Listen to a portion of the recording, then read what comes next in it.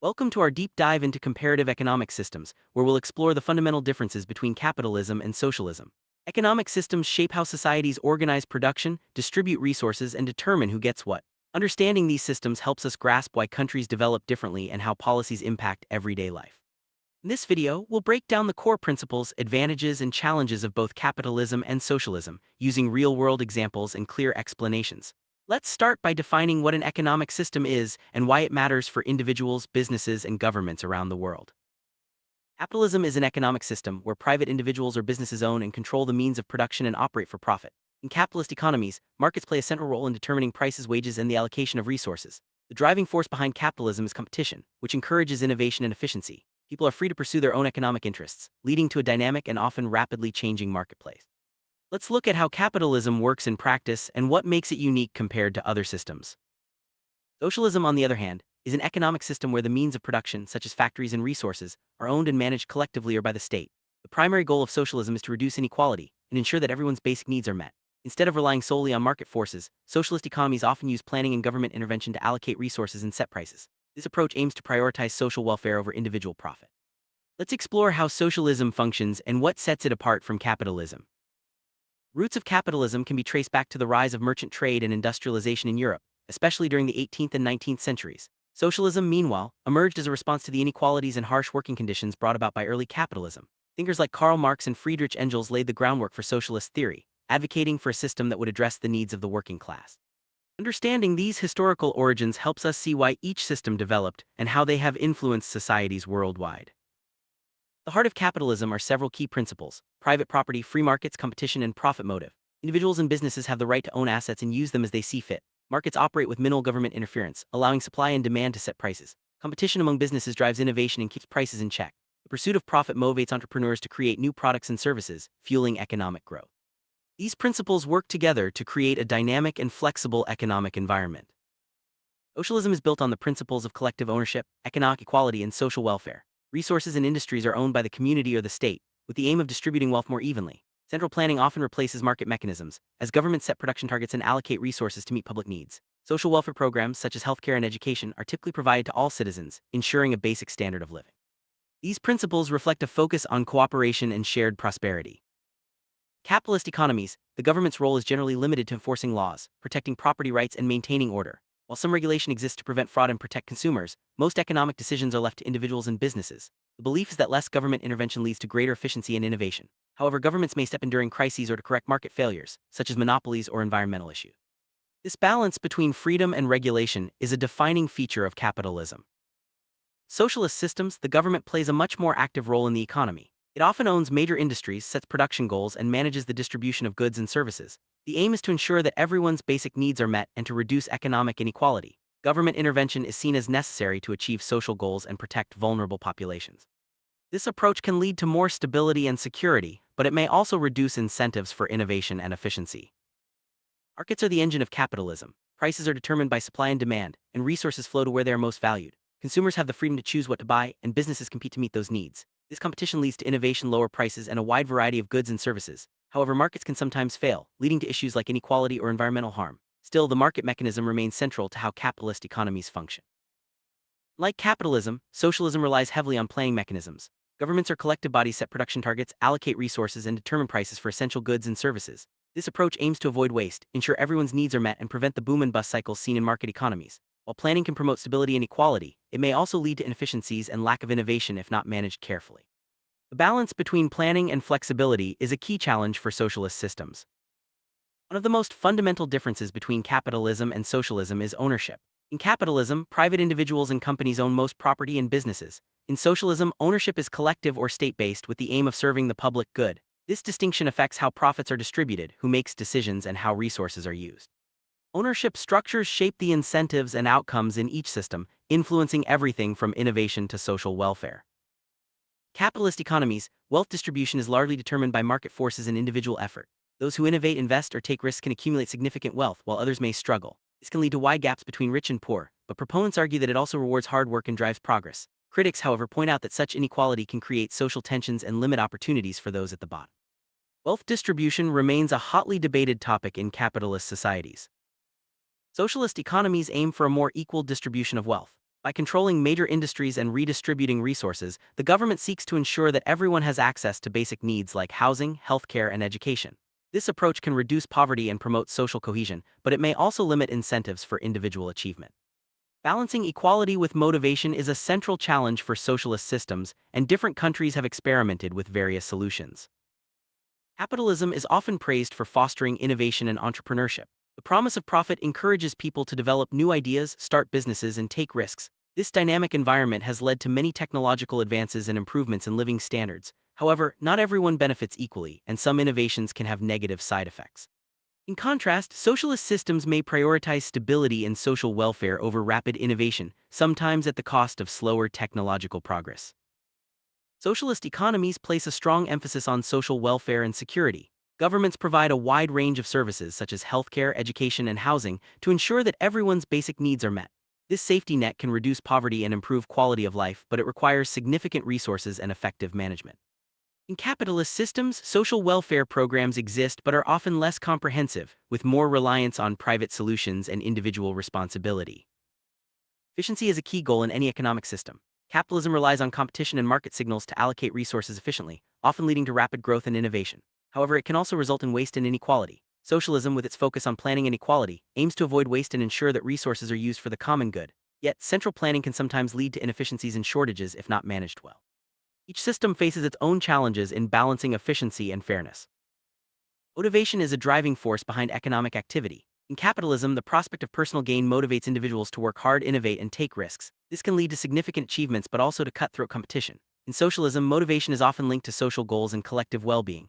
While this can foster cooperation, it may also reduce individual incentives to excel.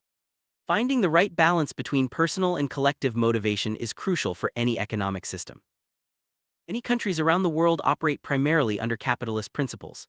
The United States is a leading example with its emphasis on free markets, private property, and entrepreneurship. Other countries, such as the United Kingdom, Canada, and Australia, also have capitalist economies, though they may include some social welfare programs. These nations have experienced significant economic growth, technological innovation, and high standards of living, but also face challenges like inequality and market instability. Socialist principles have been implemented in various forms around the world. Countries like Cuba and North Korea have adopted centralized planning and state ownership of resources.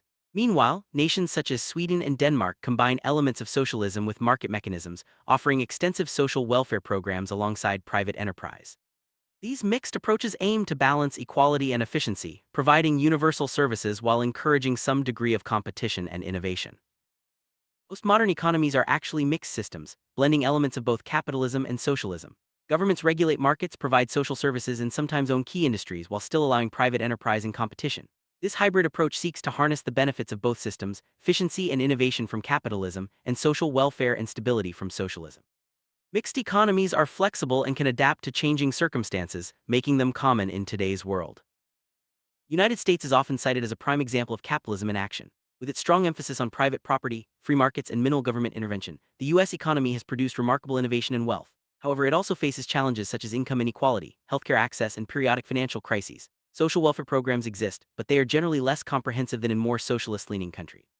The U.S. experience highlights both the strengths and limitations of capitalism. Sweden is often seen as a model for combining capitalist and socialist principles. The country maintains a robust market economy with private businesses in competition, but also provides extensive social welfare programs, including universal healthcare, education, and generous parental leave. High taxes fund these services, and the government plays an active role in regulating the economy. Sweden's approach has resulted in high living standards, low poverty rates, and strong social cohesion. China presents a unique blend of socialism and capitalism. While the Communist Party maintains political control and owns key industries, market reforms have introduced private enterprise and competition. This hybrid model has driven rapid economic growth and lifted millions out of poverty, but also created new challenges, such as environmental issues and rising inequality. China's experience demonstrates how economic systems can evolve and adapt to local conditions. Cuba is an example of a country that has maintained a largely socialist economy. The government owns most industries, and central planning guides economic activity. Basic needs like healthcare and education are provided to all citizens, but the economy faces challenges such as limited consumer choice and slow growth. Recent reforms have introduced some market elements, but the core principles of socialism remain central to Cuba's economic system. Economic growth is a major goal for any system. Capitalist economies often achieve rapid growth through innovation and investment, but this can come with volatility and inequality. Socialist economies may experience slower growth, focusing instead on stability and equal distribution. Mixed economies try to balance these goals, seeking sustainable development that benefits all citizens. The path to growth depends on a country's priorities and the structure of its economic system. Equality is a persistent issue in both capitalist and socialist systems, though it takes different forms. Capitalist economies often see wide gaps between rich and poor, while socialist systems may reduce income disparities but face other challenges, such as limited opportunities for advancement. Policies like progressive taxation, social welfare, and education can help address inequality, but finding the right balance remains a complex task for policymakers everywhere. Consumer choice is a hallmark of capitalist economies, where individuals can select from a wide range of products and services. This freedom encourages businesses to innovate and compete for customers. In socialist systems, choices may be more limited as the government prioritizes essential goods and services. While this can ensure basic needs are met, it may also reduce variety and personal freedom. The trade-off between choice and equality is a key consideration in designing economic systems. Both capitalism and socialism face challenges in managing environmental impact. Capitalist economies may prioritize growth and profit, sometimes at the expense of the environment. Regulations and market incentives can help address these issues, but enforcement varies. Socialist systems can use central planning to promote sustainability, but may lack the flexibility and innovation needed for effective solutions. Environmental protection requires careful policy design, regardless of the underlying economic system. Labor markets function differently in capitalist and socialist systems. In capitalism, employment is driven by market demand, with wages set by supply and demand. This can lead to job creation and high incomes for some, but also unemployment and job insecurity for others. In socialism, the government often guarantees employment and sets wages, aiming for stability and fairness. However, this can sometimes result in inefficiencies or lack of motivation. Each system has its own approach to balancing job creation and security. Healthcare is a major area of difference between capitalist and socialist economies. In capitalist countries, healthcare is often provided by private companies, with individuals purchasing insurance or paying out of pocket. This can lead to high-quality care for those who can afford it but may leave others without access. Socialist systems typically offer universal healthcare, funded by the government and available to all citizens. Each approach has its strengths and weaknesses, reflecting broader values and priorities. Education systems also reflect the underlying economic model. Capitalist countries often have a mix of public and private schools, with competition driving quality improvements. Access can depend on ability to pay, leading to disparities. Socialist systems usually provide free or low-cost education to all, aiming for equal opportunity. While this can promote social mobility, it may also face challenges in funding and maintaining high standards. Education remains a key factor in shaping economic outcomes. Housing policies differ widely between capitalist and socialist systems. In capitalism, housing is typically provided by private developers with prices set by the market. This can lead to high-quality options for some but affordability issues for others. Socialist systems may offer public housing or regulate rents to ensure access for all. Living standards depend on a range of factors, including income, social services, and economic stability. Each system seeks to improve quality of life in its own way. Taxation is a key tool for funding public services and redistributing wealth. Capitalist economies often favor lower taxes and limited government spending, focusing on individual responsibility. Socialist systems typically impose higher taxes to fund universal services and reduce inequality. The level and structure of taxation reflect broader economic goals and social values. Debates over tax policy are central to discussions about the role of government in the economy. Financial systems support economic activity by providing credit, investment, and payment services. In capitalism, private banks and financial markets play a central role, allocating capital based on risk and return. This can drive growth but also create instability. Socialist systems may rely more on state-owned banks and direct government investment, aiming for stability and social goals. Each approach has its own strengths and vulnerabilities, influencing how economies respond to change. Globalization has transformed economies around the world, increasing trade, investment, and cultural exchange. Capitalist economies often embrace free trade and open markets, seeking new opportunities and efficiencies. Socialist systems may be more cautious, protecting domestic industries and prioritizing self-sufficiency. The impact of globalization depends on how each system adapts to global competition and manages the risks and rewards of international integration. Economic crises test the resilience of any system. Capitalist economies may rely on market adjustments and government intervention to restore stability, but recovery can be uneven. Socialist systems can use central planning to direct resources and maintain social welfare, but may struggle with flexibility and innovation. The effectiveness of crisis response depends on the ability to adapt, coordinate, and support those most affected. Corruption can undermine any economic system, reducing trust and efficiency. Capitalist economies may face issues like corporate fraud and regulatory capture, while socialist systems can struggle with bureaucratic inefficiency and lack of transparency. Accountability mechanisms such as independent oversight and free press are essential for reducing corruption and ensuring that economic systems serve the public interest. Economic systems reflect and shape cultural and social values. Capitalism often emphasizes individualism, competition, and personal achievement. Socialism prioritizes community, cooperation, and shared responsibility. These values influence everything from work habits to social policies, shaping the way people interact and the goals they pursue. Understanding the cultural context helps explain why different systems succeed or struggle in various countries. Political systems and economic systems are closely linked. Capitalist economies often coexist with democratic governments, where citizens have a say in policy decisions. Socialist systems may be associated with more centralized political control, though there are exceptions. The relationship between politics and economics shapes how resources are allocated, who benefits, and how conflicts are resolved. Understanding this connection is key to analyzing any economic system. Capitalism faces several challenges, including rising inequality, environmental degradation, and financial instability. Critics argue that unchecked markets can lead to monopolies, exploitation, and social unrest. Supporters believe that regulation and innovation can address these issues, but debates continue over the best path forward. Adapting to new realities such as technological change and global competition is essential for the future of capitalism. Socialism also faces significant challenges, such as maintaining efficiency, encouraging innovation, and avoiding bureaucratic stagnation. Critics argue that central planning can lead to shortages, lack of motivation, and limited personal freedom. Supporters believe that reforms and new technologies can help address these issues, but finding the right balance between planning and flexibility remains a central concern for socialist systems. Both capitalist and socialist economies have undergone significant reforms in recent decades. Capitalist countries have introduced more regulation and social programs, while socialist countries have adopted market mechanisms and private enterprise. These changes reflect a search for balance and adaptation to new challenges, such as globalization, technological change, and shifting social values. The evolution of economic systems is an ongoing process, shaped by history and experience. Looking ahead, the future of economic systems will depend on how societies address key challenges like inequality, sustainability, and technological disruption. New models may emerge that blend elements of capitalism and socialism in innovative ways. The search for effective solutions will require open debate, experimentation, and a willingness to learn from both successes and failures. The evolution of economic systems is far from over, and the choices we make today will shape the world of tomorrow. Sum up, capitalism and socialism represent two distinct approaches to organizing economic life. Capitalism emphasizes private ownership, market competition, and individual achievement, while socialism focuses on collective ownership, equality, and social welfare. Each system has its strengths and weaknesses, and most countries use a mix of both. Understanding these differences helps us make informed decisions about policy, investment, and the kind of society we want to build.